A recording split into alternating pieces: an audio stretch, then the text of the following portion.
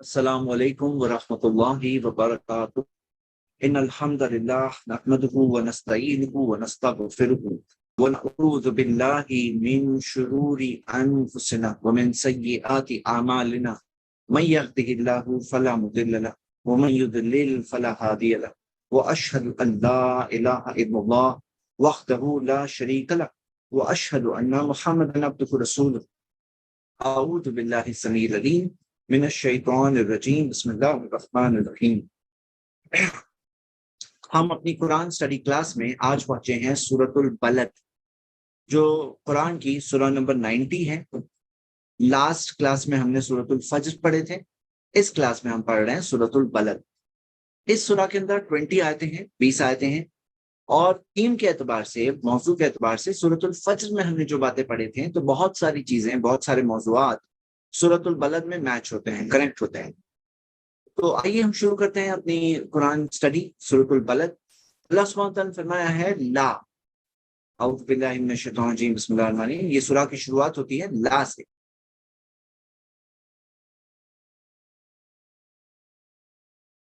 لا سے شروعات ہوتی ہے، اقسم بہذا البلد، میں قسم کھاتا ہوں اس شہر کی۔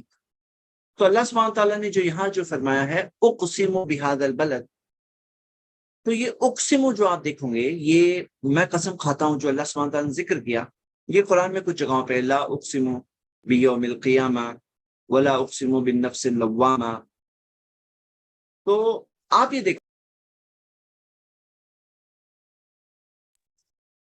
لا سے جو شروعات ہے، یہ لا کس معنی میں آیا ہے؟ یہ لا لوگوں کی جو سوچ ہے اس موضوع پر جو بات ہونے والی ہے اس میں بتاتے ہوئے کہ نہیں وہ غلط ہے، نہیں صحیح بات تو یہ ہے۔ اللہ سبحانہ تعالیٰ نے ان تمام غلط چیزوں کو، غلط سوچ کا انکار کیا ہے یہ کہہ کر کے لا۔ ایک سیکنڈ ہولڈ۔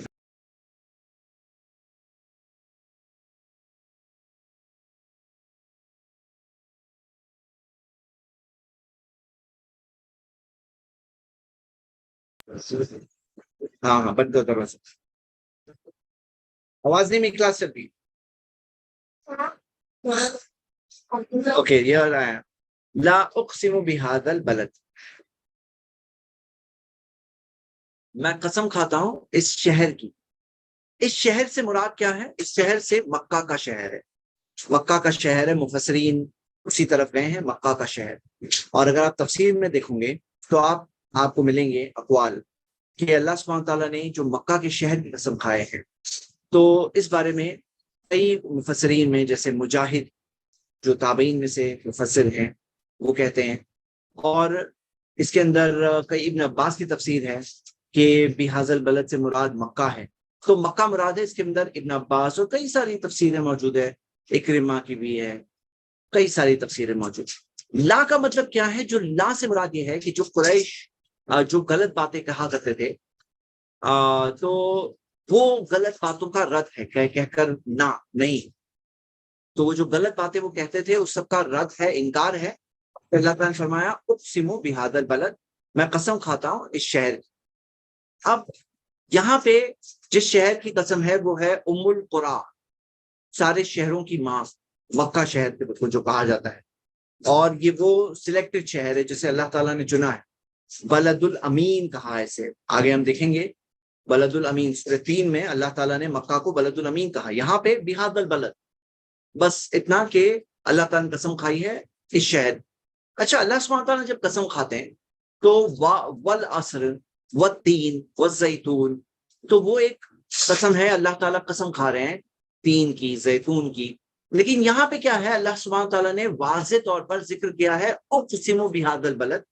اور آپ دیکھو گے کہ جب اللہ سبحانہ تعالیٰ یہ الفاظ کہتے ہیں اقسم بہذا البلد، کہ میں قسم کھاتا ہوں بہذا، یا اقسم بیوم القیامہ، تو اللہ سبحانہ تعالیٰ نے جب بھی یہ کہا ہے تب آپ اس سے پہلے لا کی موجودگی ضرور دیکھو گے، کہ لا جو انکار کر رہا ہے، جو غلط سوچ ہے اس موضوع پر، جو باتیں غلط باتیں لوگوں میں اس کا انکار کر رہا ہے، اللہ سبحانہ تعالیٰ نے لا کا ذکر کیا ہے، لا اقسم بہذا البلد۔ اب اس بارے میں کچھ اور باتیں ہیں میرے بردرز اینڈ سسٹرز، کہ مکہ شہر کی بہت ساری فضیلتیں ہیں۔ جیسے مثال کے طور پر اللہ کے رسول صلی اللہ علیہ وسلم جب مکہ سے ہجرت کر رہے تھے تو نبی صلی اللہ علیہ وسلم مکہ کی طرف پلٹ کے کہا کہ کہ شہروں میں سب سے بہترین شہر اے مکہ تو ہے، لولا خرجت لولا اخرجت ما خرجت، اگر مجھے یہاں سے نکالا نہیں گیا ہوتا تو میں یہاں سے کبھی نکل کے نہیں جاتا۔ تو نبی صلی اللہ علیہ وسلم نے مکہ کی فضیلت بتائی، اور ہم سب جانتے ہیں کہ مکہ کے اندر جو قبلہ ہے ہمارا کعبۃ اللہ مکہ میں ہے موجود، اللہ سبحانہ تعالیٰ نے اسے قبلہ بنایا ہے قیامت تک کے لیے۔ تو مکہ شہر کی بہت ساری فضیلتیں ہیں۔ مکہ شہر حرم ہے، حرم، حرم سے مراد کیا ہے کہ مکہ کے اندر آپ دیکھیں گے کئی چیزیں آپ کو نہیں الاؤڈ ہے۔ مکہ کی خاص فضیلت میں ہم دیکھتے ہیں کئی چیزیں نہیں الاؤڈ ہیں مکہ کے اندر کرتے، جیسے مکہ کے اندر کوئی ہم دیکھتے ہیں کہ جو اگر مان لو کوئی جانور ہے اس کا شکار کرنا منع ہے مکہ کے اندر، جو حرم کی لمٹ ہے، جو حرم ہے۔ تو مکہ جو ہے اس کا بہت بڑا مقام ہے، اور آپ خود دیکھو گے اللہ سبحانہ تعالیٰ نے اس کی قسم کھائی ہے۔ اور جب ہم حج کرنے عمرہ کرنے جب مکہ پہنچتے ہیں تو آپ دیکھو کہ مکہ پہنچتے بھی فیلنگ بالکل دل کی الگ ہو جاتی ہے، بالکل کیفیت الگ ہو جاتی ہے۔ اللہ سبحانہ تعالیٰ نے ایک جیسے کہ معجزہ اور میریکل رکھا ہے، اللہ سبحانہ تعالیٰ نے اس قسم کی، اس شہر کی قسم کھائی ہے، اقسم بہذا البلد۔ تو آپ یہ دیکھیں گے کہ یہ ایمان سے کنیکٹڈ بات ہے۔ آف کورس جن کے پاس ایمان ہے، جو شہر کے مقام کو پہچانتے ہیں، وہ لوگ فیل کرتے ہیں، جب وہاں جاتے ہیں تو بھی فیل کرتے ہیں۔ تو اللہ سبحانہ تعالیٰ نے اس شہر کی قسم کھائی۔ اب یہاں پہ بلد جو لفظ آ رہا ہے شہر، تو ہم دیکھتے ہیں کہ یہاں پچھلی سورہ میں سورۃ الفجر میں ہم دیکھتے ہیں کہ اللہ سبحانہ تعالیٰ نے جو برے لوگوں کا ذکر کیا تھا تو ان کے بارے میں کہا کہ الذین طغوا فی البلاد، بلاد جمع ہے بلد کی، کہ انہوں نے شہروں میں ملکوں میں فساد سرکشی کی، فاکثروا فیہا الفساد، اس میں فساد کی کثرت کر دی۔ تو یہ تھا معاملہ ان کا۔ اللہ سبحانہ تعالیٰ نے یہاں پر ایک بہترین شہر کی قسم کھائی ہے، لیکن یہ سورہ مکی سورہ ہے، مکی سورہ، اور بھی اجماع امام قرطبی نے اس کے تعلق سے اجماع نقل کیا ہے کہ یہ مفسرین کا اجماع ہے کہ یہ سورہ مکہ کی سورہ ہے۔ تو اب یہاں پر مکہ میں ہی اللہ سبحانہ تعالیٰ بتا رہے ہیں جو شہر، اس شہر کے مقام کو بتا رہے ہیں۔ اس سے یہ پتا چل رہا ہے کہ اسلام کے فیوچر رول کے اندر آپ مکہ کا ایک بڑا رول دیکھو گے۔ اقسم بہذا البلد، پھر اللہ سبحانہ تعالیٰ نے فرمایا وَأَنْتَ حِلٌّ بِهَذَا الْبَلَدِ، اور آپ حلال ہیں، ہاں مطلب حلال ہیں، حل یعنی حلال، ایک یعنی کہ جو حلال ہوتا ہے، جو شخص جو حلال ہے، حل بہذا البلد، اس کے اندر حل کا مطلب یہ بھی ہے آزاد، حل کا مطلب یہ بھی ہے کہ پابندیوں سے آزاد، بہذا البلد، اور آپ آزاد ہو اس شہر میں۔ تو یہاں پہ کیا مراد ہے آزاد ہو؟ اس کے اندر تفسیر میں الگ الگ تفسیریں آتی ہیں، اور ایک تفسیر جو بہت پرومیننٹ تفسیر ہے آپ ابن کثیر میں دیکھ سکتے ہیں، جس کے اندر آپ دیکھیں گے کہ ابن عباس کہتے ہیں کہ اس سے مطلب یہ ہے کہ آپ کو اجازت دی گئی ہے کہ آپ اس شہر کے اندر قتال کر سکتے ہیں۔ جو مکہ شہر کی حرمت ہے، مکہ حرم ہے، اس کے اندر حرمت ہے، لیکن آپ دیکھیں گے نبی صلی اللہ علیہ وسلم کو خاص اجازت دی گئی۔ اللہ کے رسول محمد صلی اللہ علیہ وسلم کو حسن بصری کہتے ہیں، اور کہ اللہ سبحانہ تعالیٰ نے نبی صلی اللہ علیہ وسلم کے لیے 1 گھنٹے کے لیے دن میں حلال کیا تھا نبی صلی اللہ علیہ وسلم کے لیے فتح مکہ کے وقت پر، فتح مکہ کے وقت پر۔ اور اللہ کے رسول صلی اللہ علیہ وسلم نے فرمایا، حدیث ہے جو متفقن علیہ یعنی کہ بخاری مسلم دونوں میں ہے، نہیں بخاری مسلم میں حدیث نہیں، یعنی کہ یہ حدیث صحیح حدیث ہے، اور اس حدیث کے اندر آتا ہے ان هذا البلد حرمہ اللہ یوم خلق السماوات والارض، اللہ تعالیٰ نے اس شہر کو حرم ڈکلیئر کیا اس دن جس دن اللہ تعالیٰ نے آسمان و زمین کو بنایا تھا۔ فهو حرام بحرمت اللہ، وہ حرام ہے، اس کے اندر جو ساری چیزیں حرام ہیں اللہ تعالیٰ کی حرمت سے، الی یوم القیامہ، قیامت تک کے لیے، لا یعضد شجرہ، اس کے پیڑ کو نہیں کاٹا جائے گا، ولا یختلا خلاہ، اور نہ اس کے جو خلا ہے، جو اس کے بشز ہوتے ہیں، اس کو انروٹ کیا جائے گا، اس کی گھاس کو نکالا نہیں جائے گا۔ اللہ کے رسول صلی اللہ علیہ وسلم نے فرمایا وَإِنَّمَا أُحِلَّتْ لِي سَاعَةٌ مِّن نَّهَارٍ، اللہ کے رسول صلی اللہ علیہ وسلم نے کہا میرے لیے یہ شہر حلال کیا گیا تھا 1 گھنٹے کے لیے دن میں، وَقَدْ عَادَتْ حُرْمَتُهُ الْيَوْمَ، وقت عادت، اور پھر واپس اس کی حرمت واپس آ گئی، اس کی حرمت پھر سے واپس آ گئی وہ 1 گھنٹے کے بعد، کا حرمتہا بالامس، جیسے پچھلے دنوں میں جیسے پہلے جیسے حرمت تھی ویسی وہ حرمت واپس آ گئی۔ اور اللہ کے رسول صلی اللہ علیہ وسلم نے فرمایا الا فلیبلغ الشاہد الغائب، کہ سن لو، آگاہ ہو جاؤ، جو لوگ موجود ہیں جو نہیں موجود ہیں ان تک یہ بات پہنچا دو۔ یہ کب کہا نبی صلی اللہ علیہ وسلم نے؟ حجۃ الوداع کے موقع پر کہا تھا۔ تو آپ یہ دیکھیں گے کہ حرمت کی بات نبی صلی اللہ علیہ وسلم نے بتایا کہ ہے، اور قیامت کے دن تک کے لیے یہ حرمت رہے گی۔ دجال جب آئے گا تو 2 شہروں میں داخل نہیں ہو پائے گا، مکہ میں داخل نہیں ہو پائے گا اور مدینہ میں داخل نہیں ہو پائے گا، تو اس کی حرمت قیامت کے دن تک کے لیے۔ اب یہاں پہ یہ بات جو نبی صلی اللہ علیہ وسلم کے لیے حرمت اٹھائی گئی تھی 1 گھنٹے کے لیے، کیوں؟ نبی صلی اللہ علیہ وسلم نے تو معاف کر دیا تھا وہاں کے شہر کے لوگوں کو، لیکن نبی صلی اللہ علیہ وسلم نے بھلے ہی معاف کیا تھا، لیکن کچھ وار کرمنلز تھے، جو وار کرمنلز کے لیے نبی صلی اللہ علیہ وسلم نے انہیں معاف نہیں کیا تھا، بلکہ ان کے لیے ایک وارنٹ ایشو کیا تھا کہ ایسے لوگ اگر ملتے ہیں فلاں فلاں فلاں تو ان کو سزا نافذ کی جائے ان کے اوپر۔ تو اس کی حرمت جو ہے وہ 1 گھنٹے کے لیے نبی صلی اللہ علیہ وسلم کو اجازت دی گئی۔ اب یہاں پہ اس سورہ کے جو بات ذکر ہے، وَأَنْ تَحِلٌّ بِهَذَا الْبَلَدِ، کہ آپ حلال ہو اس شہر میں، مطلب یہاں پہ ایک پیشن گوئی آ رہی ہے کہ اللہ کے رسول صلی اللہ علیہ وسلم کو یہ حلال کیا جائے گا، مطلب انہیں اجازت دی جائے گی، یہ حرمت والے شہر کے اندر نبی صلی اللہ علیہ وسلم کو اجازت دی جائے گی۔ اور یہ چیز اجازت کب ہو سکتی ہے؟ جو اس میں اجازت دی جائے گی کب ہو سکتی ہے؟ صرف اسی سچویشن میں انڈرسٹوڈ طور پہ آتی ہے بات، کہ اسی سچویشن میں ہو سکتی ہے جب مکہ میں کوئی بہت ایسا اس میں اس کے اوپر جنگ ہوگی، تب یہ بات آ سکتی ہے وَأَنْتَ حِلٌّ بِهَذَا الْبَلَدِ۔ ایک اور تفسیر جو ہمیں ملتی ہے وہ یہ ملتی ہے کہ مکہ کی حرمت تو مکہ کے مشرکوں میں بھی مانی ہوئی تھی، کیونکہ ابراہیم علیہ السلام کی طرف سے جو باتیں انہیں ملی، کچھ باتیں ان تک پہنچی تھی، تو مکہ کی حرمت ان سے ان کے پاس معلوم تھا انہیں۔ لیکن پھر بھی آپ دیکھیں گے کہ حِلٌّ بِهَذَا الْبَلَدِ، نبی صلی اللہ علیہ وسلم کو لوگوں نے حلال قرار دیا، حالانکہ مکہ کے اندر آپ دیکھیں گے قریش کے اندر بات مانی ہوئی تھی کہ کوئی اگر سردار، کوئی اگر قبیلے والا ہے اس کو نہیں قتل کیا جائے گا، یہ بات تھی، یہ رول تھا ان کا، اور مکہ کی حرمت ان کے اندر بھی مانی ہوئی تھی، لیکن نبی صلی اللہ علیہ وسلم کے تعلق سے وہ لوگ حلال تھے، مطلب انہوں نے اپنے اوپر یہ بنا دیا ہاں ان کا قتل ہم کر سکتے ہیں، اور سارے قبیلوں میں سے ایک شخص مل کر کے آخری وقت میں جب نبی صلی اللہ علیہ وسلم وہاں سے ہجرت کیے تو اس وقت پر ان کا قتل کرنے کی کوشش کی، تو نبی صلی اللہ علیہ وسلم کو جیسے وہ حلال سمجھ رہے تھے، وَأَنْتَ حِلٌّ بِهَذَا الْبَلَدِ۔ تو یہ دوسری تفسیر اس بارے میں ہمیں ملتی ہے، یہ 2 میجر تفسیریں اس بارے میں ہمیں ملتی ہے، لیکن فرسٹ تفسیر زیادہ مشہور ہے، وَأَنْتَ حِلٌّ بِهَذَا الْبَلَدِ، کہ یہ آگے کے تعلق سے ہیں، جو آگے بات آنے والی تھی کہ نبی صلی اللہ علیہ وسلم کو فتح مکہ کے وقت پر 8 ہجری میں جا کر نبی صلی اللہ علیہ وسلم کو یہ حلال ہونے کی یہ اجازت ملی، اور وہ 1 گھنٹے کے لیے نبی صلی اللہ علیہ وسلم کو مکہ فتح کرنے کے لیے یہ حلال ہونے کی اجازت ملی، وَأَنْتَ حِلٌّ بِهَذَا الْبَلَدِ۔ آگے وَوَالِدٍ وَمَا وَلَدَ، اللہ تعالیٰ نے تیسری چیز جو قسم کھائی ہے وہ والد، اور قسم ہے والد کی اور ولد اور بیٹے کی، ہاں باپ اور بیٹے کی جو قسم کھائی اللہ تعالیٰ نے، ہاں وما ولد، وما ولد یعنی جسے جنم دیا گیا، جسے جنم دیا گیا، تو آپ دیکھیں گے کہ والد کی قسم ہے اور ولد کی قسم ہے۔ تو والد سے مراد کون ہے؟ اس کے اندر 2 تفسیریں ملتی ہیں۔ ایک تفسیر یہ ہے کہ اس میں مراد آدم علیہ السلام، آدم علیہ السلام ہے، وما ولد سے مراد ساری انسانیت ہے، وما ولد۔ اور سیکنڈ تفسیر یہ ہے کہ وہ والد وما ولد میں جو عربوں میں، یہ عربوں کے اندر جو ہیڈ ہیں ابراہیم علیہ السلام، وہ اس میں مراد ہے کہ عربوں میں جو ابراہیم علیہ السلام سے کے بیٹے اسماعیل علیہ السلام اور اسماعیل علیہ السلام کے بیٹے کی اولاد میں آپ دیکھیں گے کہ عرب ہیں، وہ والد وما ولد۔ تو اس میں مراد کیا ہے؟ ابراہیم علیہ السلام، یہ دوسری تفسیر ہے وما ولد۔ تو آپ یہ دیکھیں گے کہ یہ تفسیر مشہور تفسیر ہے وہ والد وما ولد۔ تو اگر یہ تینوں کو ہم کمپیئر کریں، پہلے تو یہ کہا جاتا ہے کہ مکہ کی قسم ہے جو شہروں میں سید البلاد، شہروں کا ہیڈ ہے مکہ، پھر اس کے بعد کس کی قسم ہے؟ نبی صلی اللہ علیہ وسلم کی، اور جو ہے سید الانسان، انسانوں میں ہیڈ، سب سے بیسٹ انسان جنہیں اللہ تعالیٰ نے، جن کے لیے مقام محمود اللہ تعالیٰ نے رکھا، وَأَنْتَ حِلٌّ بِهَذَا الْبَلَدِ، اللہ تعالیٰ نے یہ چیز کا ذکر کیا۔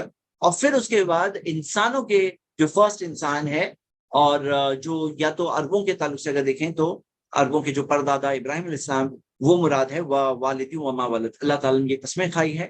اور پھر اللہ تعالیٰ نے فرمایا لَقَدْ خَلَقْنَا الْإِنسَانَ فِي كَبَدٍ، یقیناً ہم نے انسان کو بنایا فی کبد، کبد میں، مشقت میں، پریشانی میں، انسان کو بنایا کس میں؟ فی کبد، جو محنت ہے، سختی ہے، مشقت ہے، پریشانی ہے، یہ انسان کا معاملہ ہے، اللہ تعالیٰ نے اسی چیز میں انسان کو بنایا ہے، لَقَدْ خَلَقْنَا الْإِنسَانَ فِي كَبَدٍ۔ تو آپ دیکھیں گے کہ انسان کی بات ہو رہی ہے یہاں پہ، سارے انسانوں کی یہ حقیقت ہے۔ بہت سارے لوگ یہ ریئلٹی نہیں سمجھتے، لوگ یہ سمجھتے ہیں ارے پیسے والے ہیں نا ان کو کوئی نہیں ہے، ارے ان کو بھی تکلیف سے گزرنا ہے، ارے نہیں وہ محلوں میں رہتے ہیں ان کو کیا، ان کو بھی تکلیفیں پریشانیاں ہیں۔ کیا پریشانی ہے؟ اب ہو سکتا ہے کہ ان کے لیے کوئی چھوٹی چیز سے وہ بہت پریشان ہو رہے ہیں، جو کوئی اور کسی اور کے لیے ویسا نہیں ہے، لیکن ان کے لیے بہت بڑی پریشانی کی بات ہے.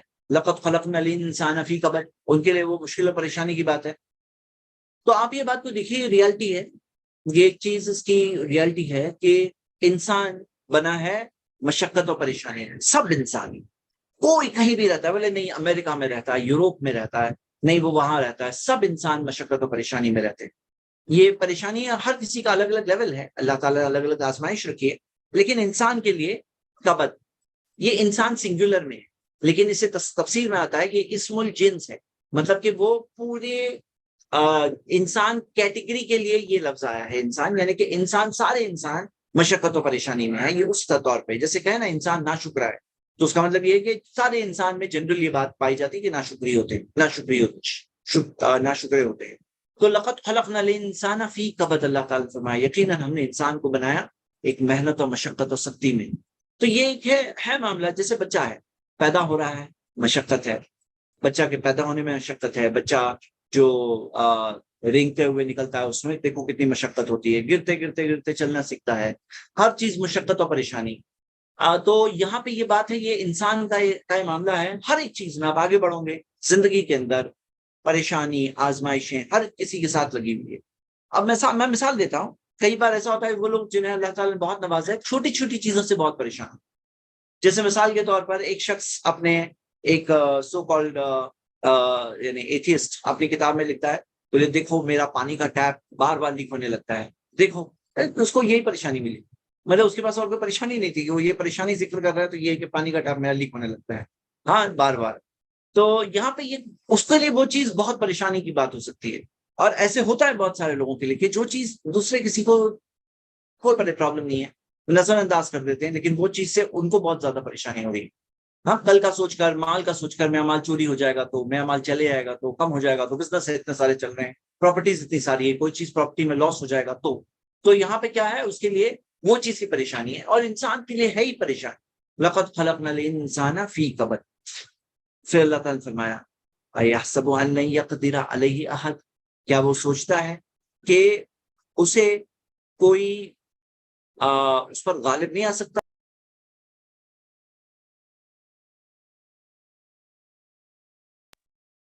ایحسب ان لن یقدر علیہ احد، کیا وہ سوچتا ہے کہ کوئی اس پر قدرت نہیں پا سکتا، کوئی ایک بھی نہیں، احد کوئی ایک بھی اس پر قدرت نہیں پا سکتا. کیا وہ یہ سوچتا ہے؟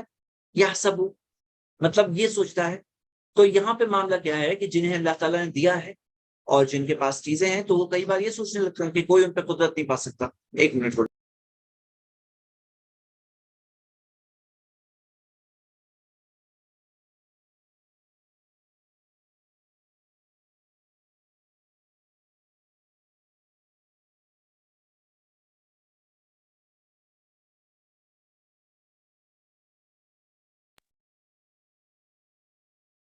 ایحسب ان لن یقدر علیہ احد، کیا وہ سوچتا ہے کہ کوئی بھی اس پر غالب نہیں آ سکتا. ہاں احد. تو یہاں پہ یہ جو احد آیا ذرا غور کریے، احد ذرا غور کریے. ہم نے سورۃ الفجر کے اندر کیا پڑھے تھے؟ اللہ سبحانہ وتعالیٰ نے کیا فرمایا تھا سورۃ الفجر میں؟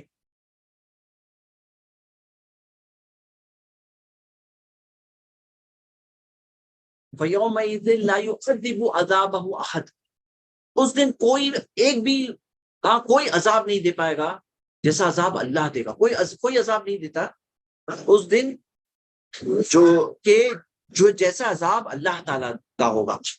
احد یہاں پہ بھی احد ہے. وَلَا يُوثِقُ وَثَاقَهُ أَحَدٌ، نہ کسی کی پکڑ اس کی پکڑ کے جیسی ہے، اس کی پکڑ کے جیسے کسی کی پکڑ نہیں ہے.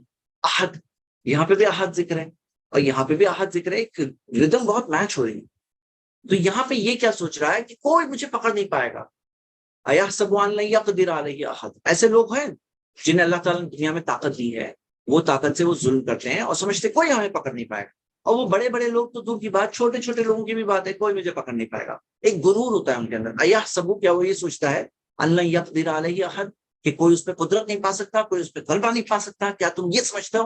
اللہ تعالیٰ نے بتایا کیا تم یہ سمجھتے ہو کوئی نہیں. احد سے مراد کیا؟ وہ یہ سمجھتے اللہ بھی غلبہ نہیں پا پائے گا. مطلب کیا ہے نا، دنیا میں اللہ تعالیٰ نے نعمتیں دی ہے نا، تو سمجھتے ہیں کہ کوئی پکڑ نہیں پائے گا. یہ انسان کی ایحسب، اللہ تعالیٰ نے پوچھا ہے کیا تم یہ سوچتے ہو؟ کیا تم یہ سوچتے ہو سمجھتے ہو؟ پھر اللہ تعالیٰ نے فرمایا یقول اہلکت مالا لبدا. اب سوچنا تو ایک بات تھی، اب کہتا کیا ہے؟ سوچنے سے آگے بڑھنے والی بات کیا ہے؟ کہنا. یقول اہلکت مالا لبدا، میں نے بہت مال کو کیا کیا ہے؟ برباد کیا ہے، ضائع کیا ہے. ہاں، اہلک تو ہلاک کیا ہے، میں نے مال کو ہلاک کیا. مطلب کیا ہے؟ جسے کہتے ہیں نا میں نے بہت مال اڑایا ہے، میں نے بہت پیسے اڑایا ہے.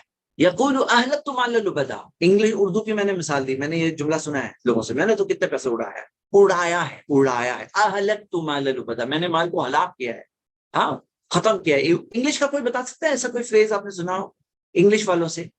یقول اہلکت مال لبدا، اللہ تعالیٰ نے جو کہا ہے نا وہ آپ کو پکا ملے گی، یہ سوچ لوگوں کی سوچ میں ملے گی. یقول وہ کہتا ہے، لوگ کہتے ہیں، تبھی سے کہتے ہیں، ابھی بھی کہتے ہیں. کیا کہتے ہیں؟ اہلکت مال لبدا. یہ ان کی سوچ ہے. چیٹ میں بتائیے کسی کو کلک ہوتا ہے تو. ہاں، ایسی کوئی بات آپ نے انگلش میں بھی سنی ہو تو میں نے اردو میں مثال آپ کو بتائی، میں نے کتنا پیسہ اڑایا ہے. یقول اہلکت مال لبدا. اور یہ مثال ہے. کیا ہوتا ہے ان کا معاملہ؟ یہ ان کا طریقہ ہے. پہلے تو وہ مال ضائع کیا اس، ہاں دوسرا وہ اس کی بڑائی مار رہا ہے. ہاں بڑائی مار رہا ہے. I have blown up. وہ مجھے جملہ ہے I have blown up so much money. blown up. میں نے تو کتنا پیسہ اڑایا ہے.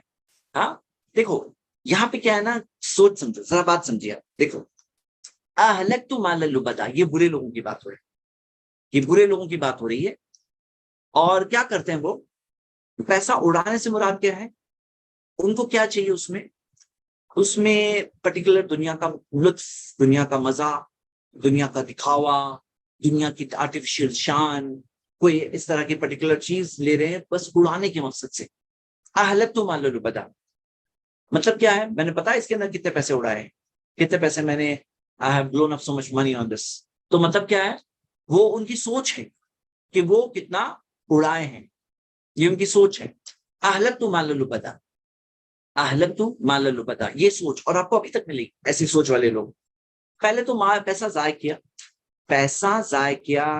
آپ یہ بات دیکھیے، اور اس سے وہ ان کو مزہ مل رہا ہے. کیا مزہ مل رہا ہے؟ کہ پیسہ بتا کر کے دیکھو میں نے یہ چیز پہ کتنا، فلاں واچ میں نے اتنے کے لیے، اتنے 1 کروڑ کی گھڑی ہے. ہاں اب وہ اچھا یہ 1 کروڑ کی گھڑی ہے، یہ اتنے لاکھ کی گھڑی ہے. تو یہاں کیا ہوتا ہے؟ اہلکت مال لبدا. ایک ہوتا ہے کہ کوئی نیڈ کے لیے لیا کہ ہاں میں نے یہ چیز لیا ہے، یہ گاڑی میں نے لی ہے، بھاری گاڑی ہے لیکن تاکہ اچھی مائلیج دے گی، تاکہ اس میں اچھے سے بیٹھ کے کام پہ جا سکوں، تاکہ اس کی لائف بہت ہوتی ہے. یہ کیا ہے؟ ضائع اڑانا نہیں ہوا، یہ استعمال ہوا. اللہ تعالیٰ نے مال دیا تم اس کا صحیح استعمال کر رہے ہو، منع نہیں کیا گیا. لیکن کیا چیز منع کی گئی ہے؟ پیسے کو اڑانا منع کیا گیا ہے، ضائع کرنا منع کیا گیا ہے، ویسٹ کرنا منع کیا گیا ہے. اللہ تعالیٰ ضائع کرنے والوں سے محبت نہیں کرتا. یقول اہلکت مال لبدا، تو یہ وہ کہتا ہے. اور یہ مال کی بات ہے. اور پچھلی سورہ میں ہم نے مال کے تعلق سے کیا پڑھے تھے؟ مال کے تعلق سے ان کو کیا کہا گیا تھا؟ کہ مال خرچ کرو.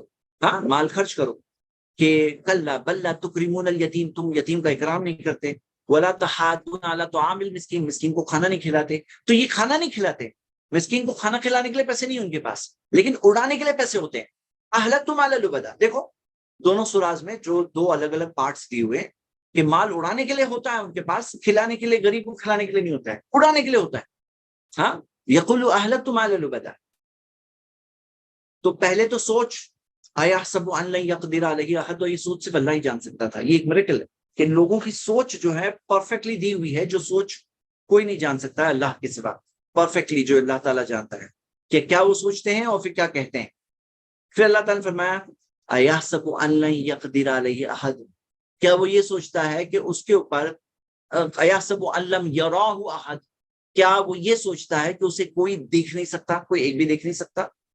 ہاں اللہ کی پکڑ جیسی کسی پکڑ نہیں ہے. احد وہاں پہ بھی احد تھا، یہاں پہ بھی احد ہے. ایحسب ان لم یراہ احد، کیا وہ یہ سوچتا ہے کہ اس سے کوئی ایک بھی دیکھ رہا نہیں ہے، کوئی دیکھ رہا نہیں ہے، اللہ دیکھ رہا ہے.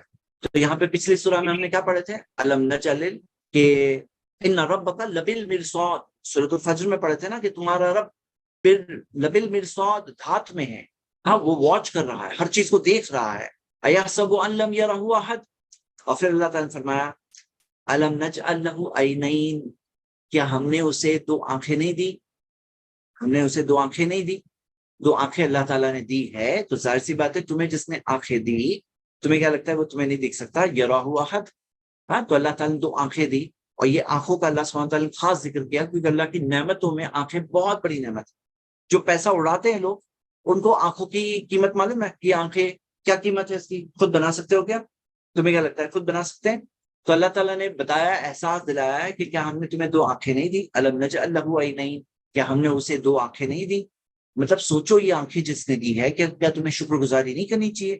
کیا آنکھوں کا اچھا استعمال نہیں کرنا چاہیے؟ کیا اس کی فرما برداری نہیں کرنی چاہیے؟ کیا تمہیں اپنا غرور اور گھمنڈ کم نہیں کرنا چاہیے؟ اس نے دیا، اس نے بنایا تمہارے لیے، اس نے دیا تمہیں جو کچھ ملا اسی کا دیا ہوا. الم نجعل لہ عینین ولسانا وشفتین، اسے زبان دی، ہاں اسے ایک زبان دی اور دو ہونٹ دیے. اور وہ زبان سے کیا کہہ رہا ہے؟ یقول اہلکت مالا لبدا، میں نے بہت مال اڑایا ہے. تو اللہ تعالیٰ نے کہا کہ کیا میں نے تمہیں زبان نہیں دی ہے؟ کیا میں نے تمہیں دو ہونٹ نہیں دیے ہیں؟ دو ہونٹ کا اصل استعمالوں میں سے ایک بہت اہم استعمال یہ ہے کہ وہ ہونٹ ہماری زبان کو روکنے کے لیے بھی ہوتے ہیں کہ ہونٹ بند ہے تو زبان رکی ہوئی ہوتی ہے. تو مطلب بریک بھی دیا ہے، گاڑی بھی دی، ایکسیلیٹر بھی دیا ہے زبان جو چلتی ہے، اور اس کو روکنے کے لیے وہ شفتین دو ہونٹ بھی دیے اللہ تعالیٰ نے. ہم نے اسے زبان بھی دی ہے اللہ تعالیٰ نے بتایا، اور دو ہونٹ بھی دیے ہیں. اللہ اپنی نعمتوں کو گنا رہے ہیں اور انسان کو ابھار رہے ہیں اس کے اچھے استعمال کی طرف. وَهَدَيْنَاهُ النَّجْدَيْنِ، اور ہم نے اسے دونوں راستے بتا دیے. اللہ تعالیٰ نے دونوں راستے جو بتا دیے، جو راستے کون سے ہیں؟ اچھائی کا راستہ، برائی کا راستہ. نجدین، دو راستے. اللہ تعالیٰ نے دونوں راستے بتا دیے، یعنی اللہ تعالیٰ نے انسان کو سمجھ دی دونوں راستوں کی. جیسے قرآن میں آتا ہے اللہ سبحانہ تعالیٰ نے فرمایا فَأَلْهَمَهَا فُجُورَهَا وَتَقْوَاهَا، ہم نے اسے صحیح اور غلط کی پہچان دی. تو انسان کے اندر اللہ تعالیٰ نے فطرت میں کچھ چیزیں دی ہیں اور فطرت میں اللہ تعالیٰ نے نشانیاں رکھی ہیں بہت ساری. وَهَدَيْنَاهُ النَّجْدَيْنِ، ہم نے اسے دونوں راستے بتا دیے. اور مزید اللہ تعالیٰ نے نبیوں کے ذریعے، ان کے پاس جو کتابیں آئیں اس کے ذریعے، ان کے پاس جو نشانیاں آیتیں آئی، جو نشانیاں آئی اس کے ذریعے اللہ تعالیٰ نے راستہ بتا دیا. دونوں راستے ہیں، ایک ہے بربادی کا راستہ، گناہوں کا راستہ جو جہنم کی طرف جاتا ہے، اور ایک ہے نیکیوں کا راستہ جو جنت کی طرف جاتا ہے. نجدین، دو راستے. نجدن کسے کہتے ہیں؟ یہ راستے کو کہتے ہیں خاص طور سے جو پہاڑی راستہ ہوتا ہے نا، پہاڑی راستے کو کہتے ہیں. وہ پہاڑی راستے ہم نے اسے دو راستے بتا دیے، دونوں راستے. اب وہ کون سے دو راستے، اس کی وضاحت آگے آنے والی ہے. تو اللہ سبحانہ تعالیٰ نے جو دو راستوں کا ذکر کیا ہے، اور بھی صورتیں ہیں. اللہ تعالیٰ نے قرآن میں فرمایا، جیسے مثال کے طور پہ آپ اس کو اس آیت میں دیکھ سکتے ہو، اِنَّا هَدَيْنَاهُ السَّبِيلَ، کہ ہم نے اسے راستہ بتا دیا. اما شاکرن و اما کفورا، چاہے تو شکر گزار بنے چاہے تو انکار کرنے والا بنے. یہ سورہ انسان سورہ 76 کی آیت نمبر 23 ہے کہ اللہ تعالیٰ نے راستہ بتا دیا، چاہے تو شکر گزار کا بنے چاہے تو انکار کرنے والا بنے. تو وَهَدَيْنَاهُ النَّجْدَيْنِ، ہم نے اسے دونوں راستے بتا دیے. دونوں راستے اللہ سبحانہ تعالیٰ نے واضح کر دیے، کلیئر کر دیے. اور آپ دیکھوں گے انسان کی فطرت میں چیزیں ہوتی ہیں. مثال کے طور پر چوری ہر کوئی برا سمجھتا ہے، غیر مسلم وہ کوئی بھی ہو اسے چوری کو برا سمجھتا ہے. کچھ چیزیں ہوتی ہیں جیسے مثال کے طور پر کسی کو جھوٹ بولنا، ہاں وعدہ خلافی کرنا، ہر سب چیز کے اندر یہ بات ان کے لیے کلیئر ہے. آپ دیکھو گے کہ چیٹنگ کرنا، فراڈ کرنا، سارے لوگ بولتے ہیں کہ غلط. یہ انسان کی فطرت میں موجود ہے. چیزیں کہاں سے آئی؟ اللہ تعالیٰ نے پروگرام کیا ہے، ڈالا انسان کی فطرت میں. وَهَدَيْنَاهُ النَّجْدَيْنِ. پھر اللہ تعالیٰ نے فرمایا فَلَاقْتَحَمَ الْعَقَبَةَ، لیکن کیا ہے معاملہ کہ اس نے جو مشکل راستہ ہے، قبح، ہاں جو پہاڑ کا جو گھاٹی میں جو مشکل راستہ عقبہ اسے کہتے ہیں، وہ راستہ وہ نہیں گزرا، وہ نہیں لیا. اس نے اس راستے کو نہیں لیا جو اپ ہل مشکل راستہ ہے، اس راستے کو اس نے نہیں لیا. اب دیکھیے یہ ایک راستہ ہے جو دکھنے میں کیا دکھ رہا ہے؟ مشکل راستہ دکھ رہا ہے. وَمَا أَدْرَاكَ مَا الْعَقَبَةُ، اور تمہیں کیا احساس دلائے گا کہ عقبہ کیا ہے؟ جو دشوار، جو مشکل راستہ ہے وہ کیا؟ تمہیں کیا پتا چلے گا؟ کیسے پتا چلے گا مشکل راستہ کیا ہے؟ مثالیں دی گئی ہیں اس میں سے. اور آپ یہ یاد رکھیے کہ یہ جو راستہ ہے جو دکھنے میں مشکل دکھتا ہے، شروع میں مشکل ہوتا ہے، لیکن اس کے اندر اللہ کی مدد آتی ہے. اللہ تعالیٰ اس راستے کو آسان کر دیتا ہے. کس کے لیے آسان کر دیتا ہے؟ ایمان والوں کے لیے، جن کے پاس ایمان ہے. جن کے پاس اللہ پر بھروسہ ہے، اور پھر آگے جا کے ان کو کیا ملتا ہے؟ اس راستے پر چلنے کی وجہ سے ان کو جنت ملتی ہے۔ تو یہ راستہ، مشکل راستے کی چند مثالیں دی گئی ہیں۔ پہلی مثال فکو رقبہ، وہ ہے غلام کو آزاد کرنا۔ فکو، آزاد کرنا، کسے؟ گردن کو۔ رقبہ کا مطلب ہوتا ہے گردن، اور یہ کس معنی میں استعمال ہوتا ہے؟ غلام کے معنی میں، کہ غلام کی گردن جو ہوتی ہے وہ جکڑی بھی جس طرح سے رہتی ہے غلامی کے اندر، تو اللہ تعالیٰ نے کہا فکو رقبہ، غلام کو آزاد کرنا۔ یہ فکو جو ہے نا، یہ آزاد کرنا ہے، یعنی کہ کام کا نام ہے، کام کا نام ہے، یعنی کہ ایسا نہیں کہ آزاد کیا، آزاد کرنا مطلب یہ ہے، یہ کنٹینیوس طور پر آزاد کرنے کی بات ہو رہی ہے یہاں پر اس کے اندر، جیسا کہ ہم دیکھ رہے ہیں۔ فکو رقبہ پہلی چیز۔ اچھا یہ بات غور کریے کہ یہ جو مکہ میں نازل ہو رہی ہے آیت، مکہ سے یہ بات واضح تھی کہ اسلام بلیو کرتا ہے سلیوز کی، غلاموں کی آزادی میں۔ فکو رقبہ، غلام کو آزاد کرنا، یہ ہے وہ جو اسلام نے سکھایا، 1400 سال پہلے سکھایا۔ جو آج سے 200 سال پہلے جو سلیوری کو ابالش کرنے کا دعویٰ کیا جا رہا ہے آج، کہ بھئی 200 سال پہلے امریکہ کے اندر یہ سلیوری ابالش ہوئی، اور فلاں یہ امینڈمنٹ آیا تھا، اور وہ امینڈمنٹ کے اندر 14th امینڈمنٹ کے اندر سلیوری ابالش ہوئی، تو یہ بات سے کتنے سال، اس سے 1200 سال پہلے کی بات ہے، یہ آیت نازل ہوئی فک رقبہ، غلام کو آزاد کرنا۔ اور مدینہ کے اندر ہم دیکھتے ہیں کہ پورا ایک سسٹم آیا، آپ دیکھیں گے سسٹمیٹک طور پر، اور میں نے اس کے بارے میں پورا بہت ڈیٹیل لیکچر دیا ہے کہ غلامی کو کس طرح سے اسلام میں ختم کیا گیا۔ سب سے پہلے تو غلام بننے کے طریقے روکے گئے۔ نبی صلی اللہ علیہ وسلم نے فرمایا، صحیح مسلم کی حدیث ہے، کہ اللہ کہتا ہے کہ میں خود اس کے خلاف شکایت کرنے والا، جو ایک غلام شخص کو جو ایک آزاد شخص کو غلام بنائے، اسے بیچے اور اس کی رقم کھائے، تو یہ کرنے والے کے لیے کے خلاف خود اللہ کمپلیننٹ ہے۔ تو کتنی سخت بات ہے، نبی صلی اللہ علیہ وسلم نے یہ چیز کو بین کیا کہ آزاد لوگوں کو پکڑ کر کے جو غلام بنا دیا جاتا تھا وہ بین کیا گیا اسلام۔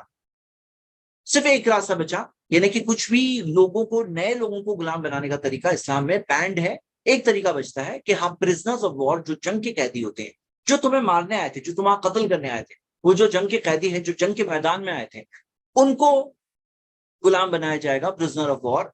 کیوں؟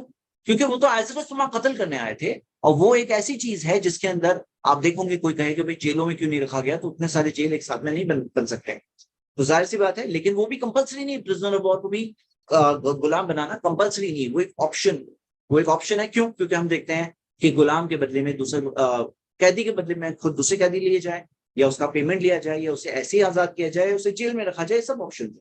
تو فک و رقبہ کیا ہے؟ کہ آزاد کرو، کئی گناہوں کا کفارہ ہے کہ غلام آزاد کرو، اچھی نیکی ہے غلام آزاد کرو۔ زکوٰۃ کے مال میں 8 کیٹیگری میں سے ایک ہے غلام کو آزاد کرنا، اور یہاں پہ آپ کے سامنے فک و رقبہ، غلام کو آزاد کرنا، کرو، یعنی ایک بار کرنے کا ذکر نہیں، کرنا یعنی کہ کنٹینیوس طور پر غلام کو آزاد کرنا، یہ سسٹم آف لائف ہونا چاہیے، یہ طریقہ سکھایا گیا۔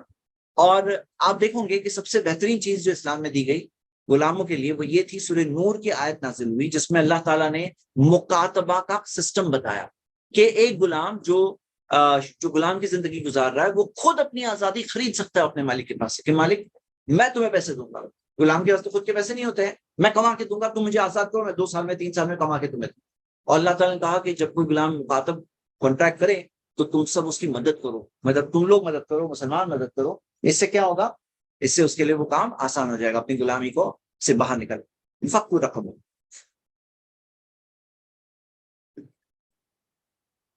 پھر اللہ تعالیٰ نے فرمایا او اطعامن، یا کھلانا، کھانا کھلانا، اطعامن کھانا کھلانا، فی یوم ذی مسغبہ، تنگی والے دن، بھوک والے دن، جو بھوک والا دن ہوتا ہے، جو تنگی والا دن ہوتا ہے، اس دن میں کھانا کھلانا، مطلب کوئی سخت بھوک میں ہے تب تم کھانا کھلاؤ، تنگی کا وقت ہے اس میں کھانا کھلاؤ۔ ذی مسغبہ، ایسے وقت پر کھانا کھلانا ہے بہت بڑی نیکی ہے، اللہ تعالیٰ نے بتایا۔ اب اس کے اندر یہ بات بھی دیکھیے کہ اس کے اندر ذی مسغبہ، جو بھوک والے دن کے اندر، یعنی ہو سکتا ہے تمہارے پاس بھی تنگی ہے، ایسا نہیں کہ بہت زیادہ خوشحالی ہے اس وقت پر۔ یہ خاص طور سے آپ دیکھیں گے اکنامکلی خراب جو حالات ہوتے ہیں، مشکل حالات ہوتے ہیں، ویسے وقت پر کھلانے کے بارے میں بھارا گیا ہے۔ آپ کو پتا ہے اسلام کے اندر یہ رول ہے کہ اللہ کے راستے میں خرچ کرو، فی السراء والضراء، خوشحالی میں بھی، تنگی میں بھی خرچ کرو۔ تنگی میں تمہارے پاس تھوڑا ہے، چلو تھوڑا سا دے دو، تھوڑا تو دے دو، تنگی میں بھی کچھ تو خرچ کرو، کیونکہ ہوتا کیا ہے، تنگی میں آدمی جب خرچ کرتا ہے نا، وہ تنگی کا خرچ کرنا، اس کی ایک تو ویلیو بہت بڑی ہوتی ہے، ہو سکتا ہے ایک آدمی تنگی میں 2 روپے دے رہا ہے، 5 روپے دے رہا ہے، 10 روپے دے رہا ہے، لیکن خرچ کرتا ہے، تو وہ خرچ کرنے والا رہتا ہے، اس کے اندر خرچ کرنے والے کا اسپرٹ ہوتا ہے، اس کا دل اور نظریہ ویسا ہی ہوتا ہے. فی ذی مسغبہ، تنگی کا دن ہو، بھوک کا دن ہو، اس دن میں بھی تم خرچ کر رہے ہو، تم آؤ میرے ساتھ کھاؤ، آؤ بیٹھو میرے ساتھ کھاؤ، تو تم کھلا رہے ہو. یہ کیا ہے؟ بہت بڑی نیکی ہے. او اطعام فی یوم ذی مسغبہ. اور یہ جو چیز ہوتی ہے یہ اس تنگی کے دور ہونے کے کا ذریعہ بنتی ہے. تنگی کا کے دور ہونے کا ذریعہ کیا ہے؟ یہ خرچ کرنا بنتا ہے. سبحان اللہ. اور کئی لوگ ہوتے ہیں جو بولے میں امیر ہو جاؤں گا تو خرچ کروں گا. پھر ایسے لوگوں کو کئی بار دیکھا جاتا ہے کہ امیر ہونے کے بعد بھی خرچ نہیں کرتے. کیوں معلوم ہے؟ کیونکہ دل کیسے آئے گا؟ ارے تم جب غریب تھے تب سے اپنے آپ کو ٹرین کرتے کہ میں خرچ کر رہا ہوں، ابھی بھی کر رہا ہوں، تنگی میں بھی کر رہا ہوں، تھوڑا کر رہا ہوں، امیر ہو جاؤں گا زیادہ کروں گا انشاءاللہ. تو پھر وہ دل باقی رہے، اس کا باقی ہے دل.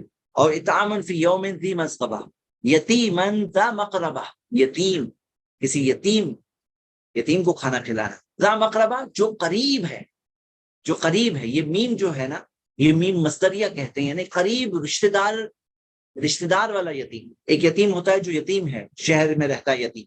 ایک وہ جو تمہارے رشتہ دار میں کہیں یتیم. اور یاد رکھیے یتیم کی کفالت کا بہترین نظام اسلام نے بتایا ہے. تو یتیم کی کفالت میں سب سے پہلی چیز یہ اسلام نے رشتہ داریوں کو جوڑا ہے اور رشتہ داری کاٹنے سے منع کیا ہے. تو رشتہ داری میں کہیں بھی کوئی یتیم ہوتا ہے تو یتیماً ذا مقربہ، جو قریب کے رشتہ دار ہیں وہ اس کی کفالت کر لیں، وہ اس کا خیال رکھیں، وہ اسے اپنا بچے جیسا پیار کریں. یہ انہیں ابھارا گیا. اور جو یتیم، 2 یتیموں کی کفالت کرے گا، نبی صلی اللہ علیہ وسلم نے کہا جو یتیم کی کفالت کرے گا، 2 نہیں یہاں ذکر ہے، 2 تو بچیوں کے لیے آتا ہے، جو یتیم کی کفالت کرے گا میں اور وہ ایسے ہوں گے قیامت کے دن. ایسے پھر انگلیوں کو ملا دیے. ہاں، تو یتیماً ذا مقربہ، اور قریبی رشتہ دار میں یتیم ہونا، اس کا خاص خیال رکھنے کے بارے میں خاص ابھارا گیا ہے. کیونکہ ہونا کیا چاہیے کہ یتیم کھانے تک نہ پہنچے، یتیم کو اس کے رشتہ داری پہلے پک اپ کر لیں کہ ہم لوگ خیال رکھیں اس کا.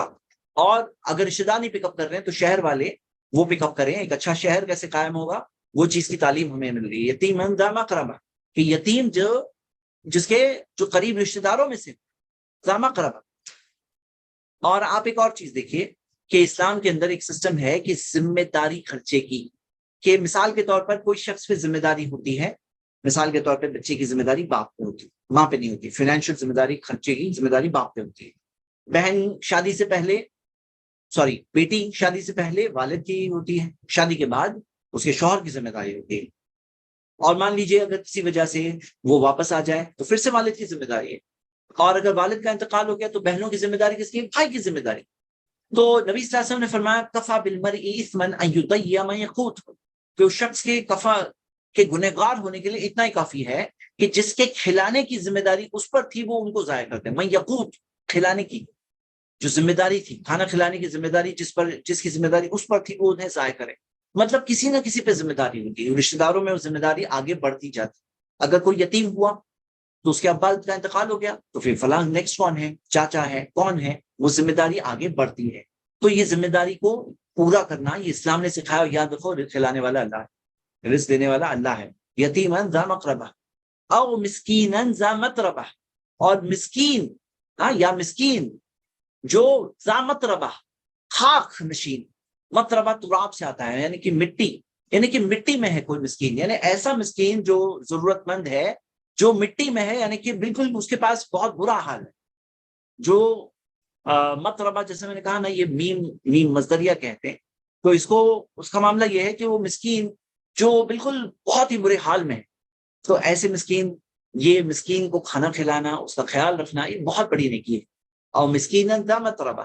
تو میرے بھائی میری بہنیں، یہ چیزیں ذکر ہے، یہ کیا ہے؟ یہ وہ مشکل راستہ ہے. مشکل راستے کی اللہ سبحانہ تعالیٰ نے چند چیزیں ذکر کی. اور یہ راستہ کیا ہے؟ شروع میں مشکل ہے لیکن بعد میں جنت جاتا ہے. دکھنے میں مشکل ہے لیکن اس کے اندر اللہ کی مدد آتی ہے، سکون ہے اس کے اندر. نفس المطمئنہ یا یتوہ نفس المطمئنہ، اطمینان یہاں پر ہے. یہ چیزوں میں اطمینان، ہاں، اطمینان ان چیزوں میں ہے. اللہ سبحانہ تعالیٰ نے چیزیں ذکر کی. پھر اللہ تعالیٰ نے فرمایا ثم کان من الذین آمنوا، ہاں، پھر وہ ہو، ہاں، ان لوگوں میں سے ہو. کن لوگوں میں سے ہونا؟ کانا ہونا. کن لوگوں میں سے ہونا؟ من الذین آمنوا، ایمان والوں میں سے. یعنی کن لوگوں میں سے بننا ہے؟ ایمان والوں میں سے بننا ہے. یاد رکھیے یہ جو پھر کر کے بات آئی، پھر تو یہ اصل بنیاد ہے. مطلب یہ ساری چیزیں آدمی کر پائے گا جب وہ ایمان والا ہے. وہ غریب کو کھانا کھلا پائے گا، مسکین کا کھانا کا خیال رکھ پائے گا، یتیم کی کفالت کر پائے گا، ہاں، جب وہ ایمان والا ہے، غلام آزاد کر پائے گا جب وہ ایمان والا ہے۔ اگر وہ تحبون المال حبا جما، مال سے جم کی محبت کرنے والا ہے تو نہیں کر پائے گا۔ اگر وہ ایمان والا ہے، اللہ پہ بھروسہ ہے، قیامت کے دن پہ ایمان ہے کہ میں اللہ کے سامنے کھڑے ہونے والا ہوں، اس دن کا احساس ہے اس کے دل میں، ثم کان من الذین آمنوا، تو پہلی چیز کیا ذکر ہے؟ ایمان والوں میں سے۔ اور پھر فرمایا وتواصوا بالصبر، اور صبر کی تلقین کرے۔ اب یہاں پہ تواصو جو ہے نا، یہ جمع کا صیغہ ہے، پلورل۔ ثم کانا، یہ سنگولر کی بات ہو رہی تھی، یہ واحد کی بات ہو رہی تھی، یہ جو ساری باتیں ہو رہی تھی واحد کی بات ہو رہی تھی، ایک کی بات، فکو رقبہ، غلام آزاد کرنا۔ لیکن یہاں پہ ثم کان من الذین آمنوا، اور میں آپ لوگوں کو یہ چیز بار بار ہائی لائٹ کرتا رہتا ہوں، اور پچھلی سورہ میں بھی ہم نے پڑھے تھے، فادخلی فی عبادی، داخل ہو جاؤ میرے بندوں میں۔ یہ بات میں کیوں ہائی لائٹ کرتا رہتا ہوں؟ کیونکہ شیطان کے ہتھ کنڈوں میں سے ایک کنڈا ہے کہ وہ آپ سے کہے گا، کیا کہے گا؟ کہے گا کوئی بھی نیک راستے پہ نہیں چل رہا ہے، ارے کوئی نہیں کر رہا ہے، یہ تم بھی مت کرو، کوئی نہیں کر رہا ہے، کوئی بھی جنت نہیں جا رہا ہے، تم بھی مت جاؤ۔ تو اللہ تعالیٰ نے کہا فادخلی فی عبادی، داخل ہو جاؤ میرے بندوں میں۔ اللہ تعالیٰ کے بہت سارے نیک بندے ہیں جو جنت جائیں گے، بہت سارے، تم ہو کہ نہیں ہو، میں ہوں کہ نہیں ہوں، یہ اصل بات ہے۔ تو شیطان کو اپنے آپ کو بیوقوف بنانے مت دینا کہ شیطان کہے کوئی نہیں جا رہا ہے جنت، کوئی نہیں جا رہا ہے، کوئی بھی نیک راستے پہ نہیں چل رہا ہے۔ تو اللہ تعالیٰ نے کہا ثم کان من الذین آمنوا، پھر وہ ہو ایمان والوں میں سے، وتواصوا بالصبر، اور صبر کی جو تلقین کریں۔ تو مطلب ایک دوسرے کو تلقین کرنا، یہ جو باب تفاعل سے آتا ہے، اس کے اندر یہ ہوتا ہے کہ ایک دوسرے کو تلقین کرنا، تواصوا بالصبر، صبر کی تلقین کرنا۔ کیوں؟ کیونکہ زندگی میں کیا ہے اس سورہ کے اندر کہ لقد خلقنا الانسان فی کبد، انسان کو مشکل و پریشانی میں اللہ سبحانہ تعالیٰ نے بنایا ہے۔ اور پھر کیا ہے؟ یہ ہے مشکل تو جنرلی ہے ہی دنیا میں، اس کے اندر یہ ہے کون سا راستہ؟ جو مشکل راستہ، اوپر کی طرف جانے والا راستہ، وتواصوا بالصبر۔ تو صبر سے کیا ہوتا ہے؟ ایک انسان میں ہمت آتی ہے، نہیں تو کیا ہوتا ہے؟ انسان کمزور پڑ جاتے ہیں۔ کہ ڈونٹ گیو اپ، تواصوا بالصبر کا مطلب کیا ہے؟ ایک دوسرے کو تلقین کرنا، صبر کی تلقین کرنا، انکریج کرنا کہ نہیں الحمدللہ یو کین ڈو اٹ، کر سکتے ہو، تم کوئی مشکل نہیں ہے، انشاءاللہ کر سکتے ہو جائے گا، آسان ہے، مشکلیں دور ہو جائے گی، اللہ کی مدد آئے گی، انکریج کرنا، وتواصوا بالصبر۔ اور اللہ تعالیٰ نے فرمایا وتواصوا بالمرحمہ، اور ایک دوسرے پر رحم کی تلقین کرنا۔ یہ چیز بہت فیمس نہیں ہے، تواصوا بالحق ابھی فیمس ہوا ہے، تواصوا بالصبر ابھی بھی فیمس نہیں۔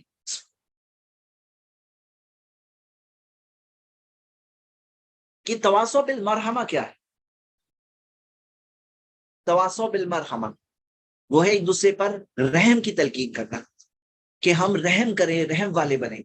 ارحموا من فی الارض یرحمکم من فی السماء، زمین والوں پر رحم کرو، آسمان والا تم پر رحم کرے۔ تو بعض لوگ ہوتے ہیں نا سختی کی تلقین کرتے، بولے نہیں نہیں ایسے ہی رہنا چاہیے، کے ساتھ ایسے ہونا چاہیے، سختی کی تلقین کر، تو نہیں، رحم کی تلقین کرنا چاہیے کہ نہیں رحم کرو، تھوڑا اپنے سٹاف کے ساتھ رحم کرو، اپنے بچوں کے ساتھ رحم کرو، پڑوسی کے ساتھ رحم کرو، ملنے والوں کے ساتھ رحم کرو، ایک دوسرے کے ساتھ رحم کرو۔ تو رحم کی تلقین سکھا کی جائے، یہ ضروری ہے، کیونکہ انسان ہے نا جو ہوتا ہے پھسل جاتا ہے اس معاملے میں، سخت ہو جاتا ہے۔ مرحمہ وتواصوا بالمرحمہ، کتنی پیاری نصیحت ہے نا، کتنی پیاری نصیحت ہے۔ وتواصوا بالصبر، صبر کی تلقین، وتواصوا بالمرحمہ، رحم کی تلقین، مہربان ہونے کی تلقین۔ ہاں، اس سے پہلے والی سورہ میں کیا آیا تھا؟ وہ برے لوگوں کا بیان تھا، تو ولا یحض علی طعام المسکین، مسکین کا کھانا کھلانے ابھارتے نہیں، وہ ویسے لوگ تھے۔ یہاں پہ اچھے لوگوں کی نصیحت ہے کہ وہ لوگ کیا ہے؟ وتواصوا بالمرحمہ، وہ رحم کی تلقین کرتے ہیں کہ رحم کرو، رحم کرو، رحم کرو، ہاں صبر کرو، صبر کرو، صبر کی تلقین کرتے ہیں۔ اچھا یاد رکھیے حق کی تلقین میں سب آ گیا، یہ سب وتواصوا بالحق کے اندر یہ سب شامل ہے، لیکن الگ سے کیوں بتایا گیا ہے؟ تاکہ مس نہ کر جاؤ، تاکہ اس کی خاص اہمیت بتائی جائے۔ وتواصوا بالصبر وتواصوا بالمرحمہ۔ پھر اللہ تعالیٰ نے فرمایا اولئک اصحاب المیمنہ، یہ وہ لوگ ہیں جو دائیں ہاتھ والے ہیں، دائیں ہاتھ والے، میمنہ، دائیں ہاتھ والے وہ جن کو اپنے اعمال دائیں ہاتھ میں ملنے والے ہیں، کتاب ان کے اعمال کا اعمال نامہ دائیں ہاتھ میں ملنے والا ہے، جو خوشخبری ان کے لیے کہ انہیں ان کی نیک اعمال زیادہ ہے اور اللہ کے پاس قبول، دائیں ہاتھ والے، اصحاب الیمین، سیدھے ہاتھ والے۔ اور اللہ تعالیٰ نے فرمایا ثلۃ من الاولین وثلۃ من الاخرین، جو بہت سارے ہیں پہلے زمانے سے، بہت سارے ہیں بعد کے زمانے سے بھی، یعنی اس زمانے میں بعد کے زمانوں میں بھی بہت سارے لوگ ہیں۔ وہ اولئک اصحاب المیمنہ، اللہ تعالیٰ نے فرمایا یہ ہے دائیں ہاتھ والے۔ اللہ ہم سب کو ان میں سے بنائے، اللہ ہم سب کو ان میں سے بنائے۔ والذین کفروا، اب رانگ لوگوں کو بھی دیکھ رہے ہیں، والذین کفروا وہ لوگ جو انکار کرتے ہیں بھی آیاتنا ہماری نشانیوں کا، ہماری نشانیوں کا انکار کرتے ہیں، ہم اصحاب المشأمہ، اللہ تعالیٰ نے فرمایا کہ ہم اصحاب المشأمہ، یہ وہ لوگ ہیں جو بائیں ہاتھ والے ہیں، جو اللہ کی آیتوں کا انکار کرتے ہیں۔ اللہ کی آیتیں سب جگہ ہے موجود۔ اللہ تعالیٰ نے فرمایا سنوریہم آیاتنا فی الافاق وفی انفسہم، بہت جلد ہم اپنی نشانیاں بتائیں گے زمین کے دور دراز علاقوں میں اور ان کے خود کے نفسوں میں، حتی یتبین لہم انہ الحق، یہاں تک آ کے واضح ہو جائے کہ یہی حق ہے۔ تو ایسے اللہ تعالیٰ کی نشانیاں ہر طرح، ہر طرف۔ تو اللہ تعالیٰ نے بتایا جو لوگ کفر وہ انکار کرتے ہیں اللہ کی نشانیوں کا، ہم اصحاب المشأمہ، وہ بائیں ہاتھ والے ہیں، وہ بائیں ہاتھ والے ہیں، اور ان کا ٹھکانہ کیا ہے؟ اللہ تعالیٰ نے فرمایا علیہم نار موصدہ، ان پر آگ بند کی جائے گی، مطلب وہ آگ میں پوری طرح سے بند ہو جائیں گے، انکلوز ہو جائیں گے، گھیرے میں آ جائیں گے، موصدہ، تو وہ آگ کے گھیرے میں آ جائیں گے، یعنی آگ سے بچنے کا کوئی راستہ نہیں ہوگا ان کے لیے۔ آگ کا ذکر ہے شارٹ میں، اور شارٹ کٹ میں آگ کا ذکر ہے، دو راستے بتا دیے گئے، اصحاب المیمنہ، اصحاب المشأمہ، سیدھا راستہ سیدھے ہاتھ والوں کا، اور برے برے لوگوں کا بائیں ہاتھ والوں کا، دونوں راستے بتا دیے گئے۔ دو راستے ہیں یہ بتا دیا گیا، ایک راستہ دکھنے میں مشکل دکھتا ہے لیکن آگے اس کے اندر جنت لے جاتا ہے، اور جنت لے جاتا ہے، اس کے اندر قربانی ہے، اس کے اندر تکلیفوں کا سامنا کرنا ہے، لیکن اس کے بعد میں جنت ملے گی۔ اس کے اندر جہاد النفس ہے، اس کے اندر جد و جہد ہے، اسٹرگل ہے، کہ نیکی کرنے میں اسٹرگل ہے، مال اللہ کے راستے میں خرچ کرنے میں اسٹرگل ہے، نماز پڑھنے میں اسٹرگل ہے، شیطان کو دور رکھنے میں اسٹرگل ہے، اللہ کی فرما برداری کرنے میں اسٹرگل ہے، ایک اسٹرگل ہے اس کے اندر، اس کے اندر اسٹرگل، اس کے اندر اپنے آپ کو روکنا برے کاموں سے۔ ارے سب لوگ یہ دیکھ رہے ہیں، سب لوگ یہ ریلز پہ لگے ہوئے ہیں، سب لوگ اس چیز کو کر رہے ہیں، ٹیلی ویژن موویز دیکھ رہے ہیں، تو نہیں، اسٹرگل جو کیا ہے مشکل راستہ، لیکن کہاں لے آتا ہے؟ جنت لے آتا ہے۔ ثم كان من الذين آمنوا وتواصوا بالصبر وتواصوا بالمرحمہ، یہ ایمان والے لوگ ہیں، ان میں سے ہوں اور ایک دوسرے پر صبر کی تلقین کریں، ایک دوسرے پر رحم کی تلقین کریں۔ تو میرے بھائی میری بہنیں، یہ ہے سورہ بلد کی شارٹ سٹڈی، بہت مختصر ہم نے سٹڈی کیا۔ کوئی بھی سوال ہو اس موضوع سے ریلیٹڈ، ہم لوگ چند سوال لے سکتے ہیں انشاءاللہ۔ زید بھائی السلام علیکم۔ سب سے پہلی بات تو کیو این اے پہ کوئی بھی سوال نہیں ہے ابھی رائٹ ناؤ، نہ ہی مجھے تو دکھ شاید۔ رہے ہیں 3 سوال، چار اچھا سوال دکھ رہے ہیں۔ ہاں شروع کروں میں؟ اوکے، ہاں کرو کرو کرو۔ اللہ کو کعبے کا رب کیوں کہا گیا ہے؟ رب کعبہ، ہاں تو اوکے دیکھیے، اللہ سبحانہ تعالیٰ نے جو فرمایا کہ لإلاف قریش إیلافہم رحلۃ الشتاء والصیف فلیعبدوا رب ھذا البیت، انہیں چاہیے کہ عبادت کرے اس گھر کے رب کی، اس گھر کے رب کی۔ تو اللہ تعالیٰ کعبے کا رب ہے۔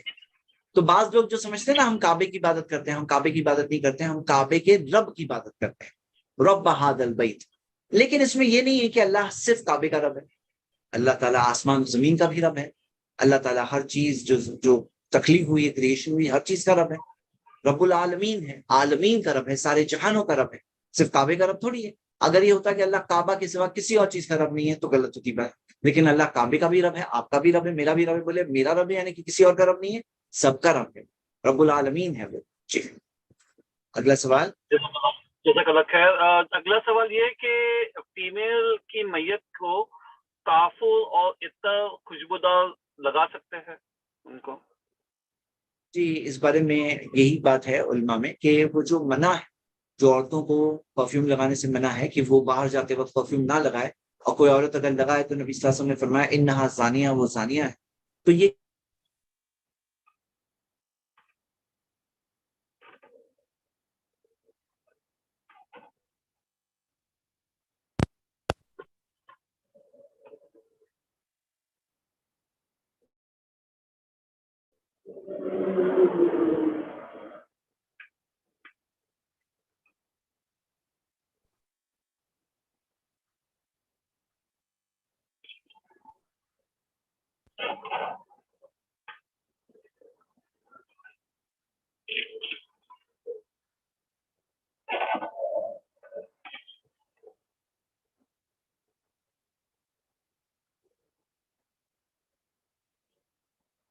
زید بھائی ادھر؟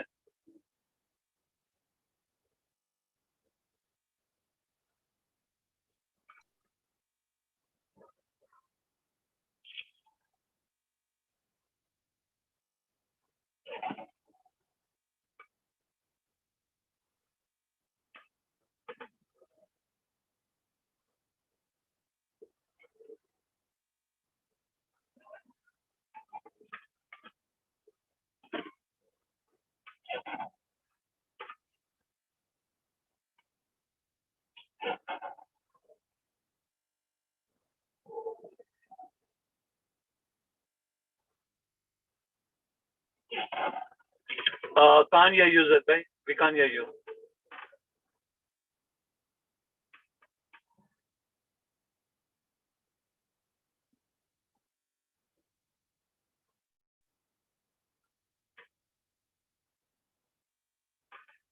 जी, आपको मेरी आवाज सुनाई दे रही होगी अभी?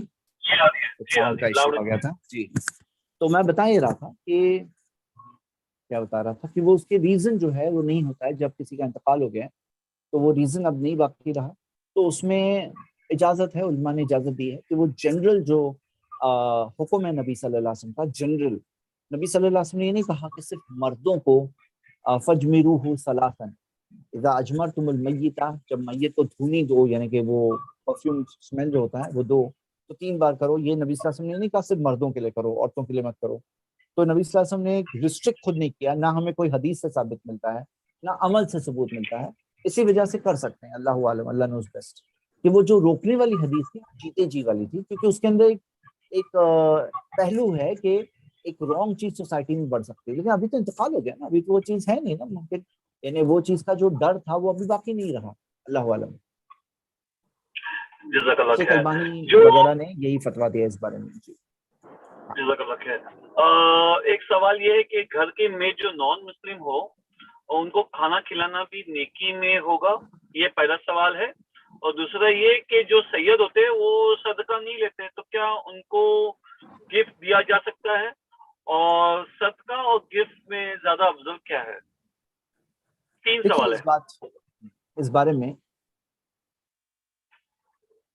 हाँ, जो मेड वगैरह है तो बल्कि जो करीब हो उनको देना चाहिए, उनको खाना खिलाना चाहिए, ये तो और एक चीज है कि वो उनसे नरमी करना।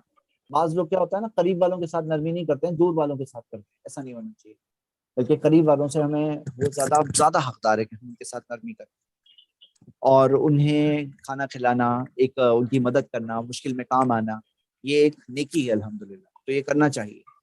और जहां तक ये सवाल है कि नॉन मुस्लिम हो तो उनको दे सकते हैं, आप ये देखोगे एक आम जो सारा जो खिलाना जिक्र है उसके अंदर रिश्तेदार जिक्र है, गरीब जिक्र है, कहीं ये जिक्र नहीं है कि सिर्फ ईमान वालों को खिलाओ। तो खिलाने में सबको खिलाना एक अच्छी नेकी अल्हम्दुलिल्लाह, और इसके अंदर कहीं नहीं रोका गया है कि नॉन मुस्लिम को नहीं खिला सकते और सिर्फ मुस्लिम को खिला सकते हो, ऐसा नहीं है, सबके लिए है ये। जी, तो ये बात हो गई नॉन मुस्लिम्स के ताल्लुक से। हाँ, ज़कात का माल है वो सिर्फ मुस्लिम्स के लिए है, क्यों? ताकि एक फंड होता है, एक बजट होता है, जैसे हम देखते हैं रोड बनाने का बजट है, ये माइनॉरिटीज का फंड है, उसका मतलब ये नहीं कि दूसरे डिपार्टमेंट के लिए कोई फंड ही नहीं, तो नहीं, बजट के अंदर एक बजट होता है जो इस डिपार्टमेंट के लिए है, तो वहां पर ज़कात के फंड्स है वो मोमिनों के लिए है, लेकिन बाकी और फंड सदका हो, हदिया हो, आम मदद हो, ये सब के लिए है अल्हम्दुलिल्लाह। और जो खिलाने में कहीं फर्क नहीं किया गया कि नॉन मुस्लिम को नहीं दे सकते, बल्कि हमें सहाबा में कई सहाबा की मिसाल मिलती है, जैसे मिसाल के तौर पे अब्दुल्ला बिन अम्र बिन अलास, वो अपने पड़ोसी को जब तक नहीं मिलता तो वो पूछते पहले अपने खादिमों को कि मैं पड़ोसी को दिया और यहूदी पड़ोसी था उसको दे दूं, तो मिलता है, नॉन मुस्लिम्स को दे सकते हैं इंशाल्लाह। सैयद जो हो तो आप ये समझ लीजिए नबी सल्लल्लाहु अलैहि वसल्लम के खानदान वालों के लिए, एक मिनट में म्यूट कर रहा हूँ, किसी की कहीं से बहुत आवाज आ रही है। हाँ,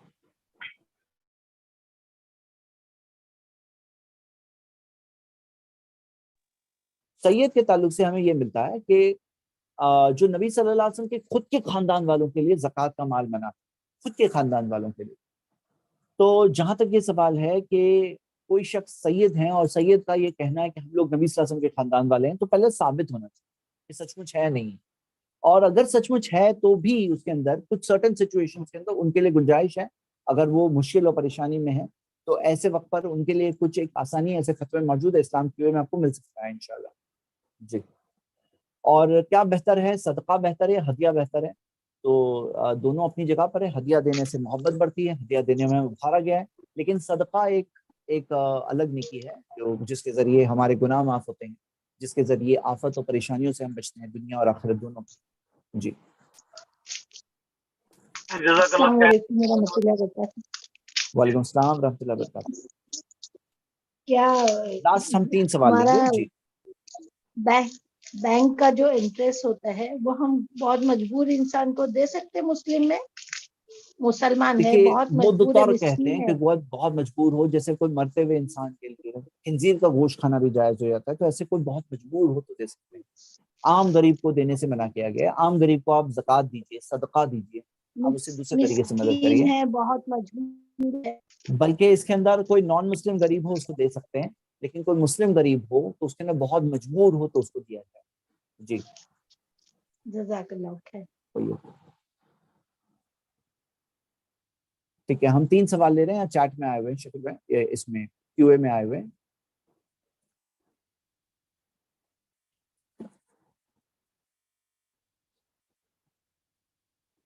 ایک سوال, اچھا شکیل بھائی شاید میوٹ ہے. تو پہلا سوال یہ ہے, بلد صرف مکہ کو ہی کہا گیا ہے یا کسی بھی سٹی کو بلد کہہ سکتے ہیں؟ تو جیسے میں نے ہی خود آپ کو سٹارٹنگ میں بتایا, فَأَكْثَرُوا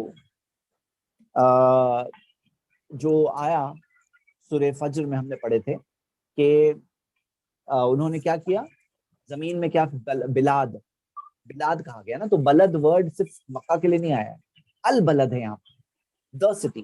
تو البلد سے مراد کون سی شہر ہے؟ تفسیر میں ابن عباس اور دوسرے صحابہ ان کی تفسیر ہے, وہ کہتے ہیں کہ کیا ہے, مکہ ہے. اچھا ان کو کہاں سے پتا چلا؟ ان کے ایک ٹیچر تھے. کون ٹیچر؟ جو آپ کے میرے نہیں تھے. یعلمہم الکتاب, نبی صلی اللہ علیہ وسلم کو کیا ذمہ داری دی گئی تھی کہ وہ کتاب سکھائیں. کسے سکھائیں؟ ان کے اسٹوڈنٹس کون تھے؟ صحابہ تھے نا.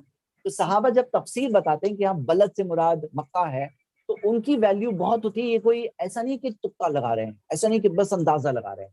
ان کے ٹیچر تھے اور وہ ٹیچر نے سکھایا انہیں, انہوں نے ان کے پاس سے سیکھا, نبی صلی اللہ علیہ وسلم سے سیکھا, اور صحابہ نے ایک دوسرے سے بھی سیکھا. تو ہم یہ دیکھتے ہیں کہ ان کے جو قول ہے, اقوال ہے صحابہ تابعین کے, اس کی ویلیو. تو قرآن کی تفسیر قرآن سے, قرآن کی تفسیر حدیث سے, قرآن کی تفسیر صحابہ اور سلف کے اقوال سے, تو وہ بھی ایک ویلڈ سورس ہے, ایکسیپٹڈ سورس ہے. جی نیکسٹ, میں کیا چاہ رہا ہوں, آپ لوگ جنرل سوالوں میں نہ جائیں, بلکہ آپ جو سوال ہمارے سورہ سے ریلیٹڈ ہے اس پہ فوکس کریں. ہاں انشاءاللہ. تو ایک سوال ہے, عورتوں کے بال کاٹنے میں منع ہے کیا؟ تو نہیں منع ہے, لیکن کیا منع ہے؟ مشابہت منع ہے. بے حیا عورتوں کو کاپی کرنا منع ہے, ان کو امیٹیٹ کرنا منع ہے, ان کی سٹائل کو کاپی کرنا, امیٹیٹ کرنا منع ہے. کیونکہ من تشبہ بقوم فہو منہم, جو جس قوم کی مشابہت اختیار کرتا ہے انہی میں سے ہے, وہ جن کو کاپی کرتا ہے وہ انہی میں سے ہے. تو وہ چیز منع ہے. ہاں تو یہ چیز سے بچنا چاہیے. تو بال کاٹنے سے کیا منع ہے؟ نہیں منع ہے, لیکن مشابہت سے منع ہے. اور مردوں کے جیسا بھی نہیں دکھنا چاہیے, کہ کچھ لڑکیاں مردوں سے بال کرتی ہیں, وہ بھی منع ہے کہ مردوں کو کاپی نہ کریں, مرد عورتوں کو کاپی نہ کریں, عورتیں مردوں کو کاپی نہ کریں. اور باقی تو امہات المومنین کے بارے میں ہے, ماؤں کے تعلق سے انہوں نے اپنے بالوں کو ٹرم کیا تھا, شارٹ کیا تھا نبی صلی اللہ علیہ وسلم کے انتقال کے بعد, تو جائز ہے, اس میں کوئی منع نہیں. ٹھیک ہے, بارش کے لیے کون سی دعا پڑھیں آپ؟ اگر حصن مسلم جو دعا کی بک ہے وہ ڈاؤن لوڈ کریں, آئی سی سے جو نئی والی چھپی ہے, شکیل بھائی بھی دے سکتے ہیں انشاءاللہ گروپ میں, تو اس کے اندر آپ دیکھیے, اس کو دیکھ کے پڑھیے انشاءاللہ. اس کی جو صلاۃ الاستسقاء ثابت ہے وہ پڑھ سکتے ہیں انشاءاللہ. وہ ہے نا اللہم صیبا نافعا. اچھا ایک بھائی کا سوال ہے, یہ ہے کہ الصبور نام میں نے کہا تھا ثابت نہیں ہے, تو اللہ کے 99 ناموں میں سے یہ ایک نام ثابت نہیں ہے, ان کا کہنا ہے. نہیں, آپ نے رانگ سمجھے. اللہ کے جو نام ہے نا, صرف 99 نہیں ثابت ہے, 99 سے زیادہ ثابت ہے. ہاں 99 سے زیادہ ثابت ہے. میرے پاس یہاں پر ابھی ایک لسٹ ہے, میں کھول کے بیٹھا تھا ڈاکیومنٹ, جس کے اندر ثابت شدہ نام, غیر ثابت شدہ, تو مور دین 110 سے زیادہ ناموں کے حوالوں کے ساتھ آیت حدیث ہے, 120 سے زیادہ آیت موجود ہے. تو ہمارے یہاں جو پاپولر جو لسٹ چلتی ہے اس کے اندر کئی ضعیف حدیث, کئی نام ہے جو غیر ثابت شدہ ہے. جو پاپولر اللہ کے ناموں کی لسٹ ہے نا, آپ نے دیکھا ہوگا الگ جگہ پہ لگی ہوتی ہے, لیکن جو صحیح لسٹ ہے, جیسے کئی لوگوں نے نکالا ہے, محمد الجبالی نے اپنی بک میں دیا ہے, شیخ ابو زید ضمیر کی نوٹس ہے اس کے اندر انہوں نے دیا ہے, اور کئی ساری, تو اس کے اندر اوتھینٹک ناموں کی لسٹ ہے الحمدللہ, وہ یاد کریے. اگر ہو سکا تو ہم دے سکتے ہیں انشاءاللہ. شکیل بھائی اگر ثابت شدہ ناموں کی لسٹ میں آپ کو سینڈ کرتا ہوں, وہ شیئر کر سکتے ہیں گروپ میں, ہاں اوتھینٹک نیمز ہیں اللہ تعالیٰ, تو دے سکتے ہیں. لیکن جو یہ نام جو نہیں ثابت ہے وہ 99 میں ہے ہی نہیں. ہاں جی. اچھا 99 میں آپ کو بتاؤں, یہ ٹارگٹ ہے دیا ہوا کہ یہ ٹارگٹ ہم حاصل کرنے کی کوشش کریں, لیکن اس کا یہ مطلب نہیں کہ 99 ہی نام, ایسا نہیں ہے. ہاں 99 کے علاوہ نام بھی ہے, لیکن 99 یاد کرنے کی خاص فضیلت ہے. ہاں جی. چلیے میں اسی کے ساتھ آج ختم کرتا ہوں. سبحانک اللہم و بحمدک واشہد ان لا الہ الا انت استغفرک و اتوب الیک. انشاءاللہ اگلی قرآن اسٹڈی کلاس ہماری اگلے ٹیوزڈے ہوگی. السلام علیکم ورحمۃ اللہ. اینڈ جو لوگ جیسا کہ لکھا ہے جو لوگ دعوت سے کلاسز میں ہیں, دعوت سے کورس میں, تو ان کے لیے یہ ایک بہت ہی اچھا اعلان یہ ہے کہ دس سنڈے انشاءاللہ آپ لوگوں کے لیے دعوت کی کلاس ہوگی, اور یہ کلاس ہوگی ہماری اعوذ باللہ من الشیطان الرجیم, 1 منٹ ہولڈ کریں, ہم جسٹ ٹائم دیکھ کے بتاتے ہیں کہ وہ ہوگی 11 بجے سے 12:30 تک, سنڈے مارننگ 11 سے 12:30.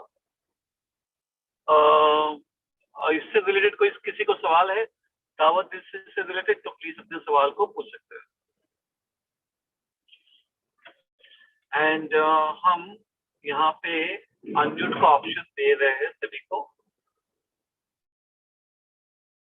کیونکہ ہم ڈرائیو کر رہے ہیں تو ہم انمیوٹ نہیں کر سکتے. چلو انمیوٹ کا آپشن مل چکا ہے, تو آپ لوگوں کو ٹائم بتا دیا ہم نے. سنڈے کو دعوت سے کتنے بھی اسٹوڈنٹس ہیں ان کے لیے یہ بہت ہی گڈ نیوز ہے کہ 11 سے 12:30 کی کلاس ہے, 11 to 12:30 انشاءاللہ. اینی بڈی ایلس, اینی کوشچن؟ اگر کوئی سوال نہیں ہے تو آج کی کلاس کو یہیں پہ اینڈ کرتے ہیں. سبحانک اللہم و بحمدک واشہد ان لا الہ الا انت استغفرک واتوب الیک.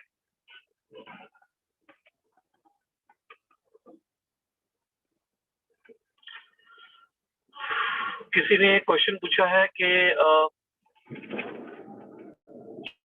ہم نے ابھی بتا دیا نا دعوت جیسے کی دعوت ہے, ان کی کلاسز چل رہی تھی, تقریباً ہم نے 11 ٹاپکس اس پہ کور کیے, اینڈ 11 کے بعد کے جو ٹاپکس ہے وہ اسٹارٹ ہو گئے سنڈے سے انشاءاللہ. ٹوٹل اس میں ہے 15 ٹاپکس ہے, تو 4 ٹاپکس اس کے بیلنس ہے, ابھی آنے کے باقی ہے, تو وہ انشاءاللہ کور کیے جائے گے فرام نیکسٹ سنڈے. اینڈ کافی لوگ جو کہ خطبہ اور تفسیر کی کلاس جو فرائیڈے کو ہوتی ہے اسے اگر مس کر رہے ہیں تو آپ کو صرف کیا کرنا ہے, وہ ہم لوگ گروپس میں نہیں ڈالتے ہیں, تو اگر آپ کو اس میں جڑنا ہے تو پلیز ایمان انسٹیٹیوٹ کے نمبر پہ میسج کریں اور آپ کو اس کی لنک دے دی جائے گی, جو کہ ہے فرائیڈے کا خطبہ فرام کویت, اردو خطبہ ہوتا ہے, اینڈ فرائیڈے کو تفسیر ہوتی ہے, سورہ محمد کی تفسیر ہے, اینڈ وہ تقریباً ہوگی انشاءاللہ فرائیڈے نائٹ 11 بجے. تو اس کے ساتھ کسی کو کوئی سوال ہے تو ہمیں بتائیے پلیز انشاءاللہ.